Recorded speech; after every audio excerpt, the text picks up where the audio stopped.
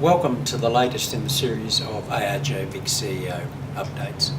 Most would be aware of a recent decision of the Fair Work Commission to reduce the penalty rate applying to some lower level casuals on Sundays by 25%. This decision has been subsequently appealed by the union to the Federal Court. It was an interesting decision on appeal from an earlier decision by a single commissioner, where for lower level casuals, the Fair Work Commission in a majority decision basically determined that they were itinerant workers of lower skill levels, and in fact that the penalty rates were excessive.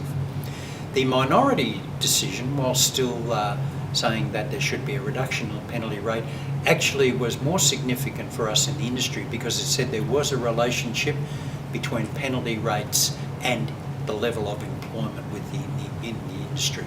From the pub and hotel point of view, that's the line that we believe is the valid one going forward in terms of getting a resolution regarding what we view as excessive penalty rates.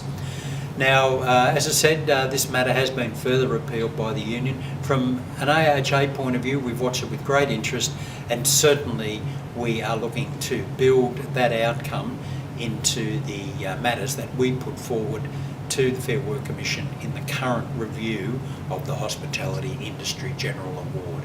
And I think this decision does give us confidence that we can make progress on this very problematic issue of the very high and unsustainable levels of penalty rates applying in Australia. A further issue that's starting to get traction both in government and in the community is the issue of smoking in outdoor dining areas. Most recently, the South Australian government announced that from 2015 it would be moving to prohibit smoking in such areas.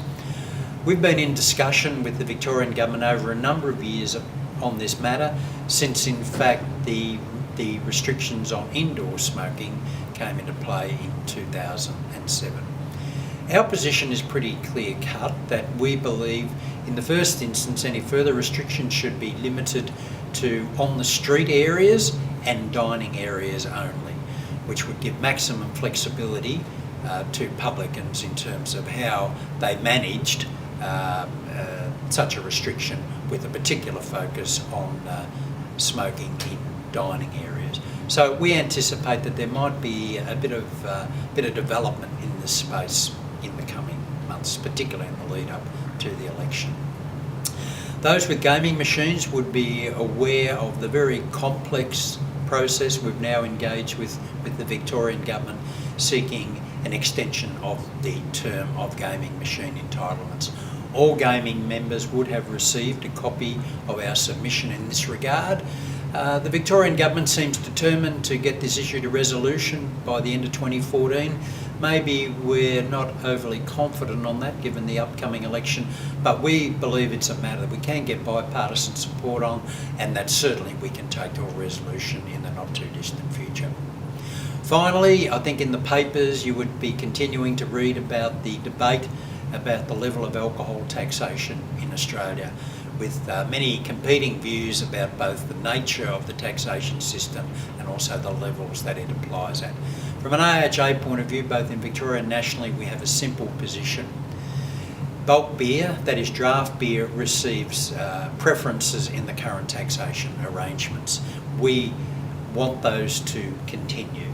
The cost and investment in the on-premises environment, and also the safety, the responsible provision of alcohol in that environment, is such that the current preferential taxation system must prevail into the future. So I hope you've received benefit from today's update. Certainly feel free to give us a call at the AHA at any time when there's any issues that you want to discuss further. Cheers.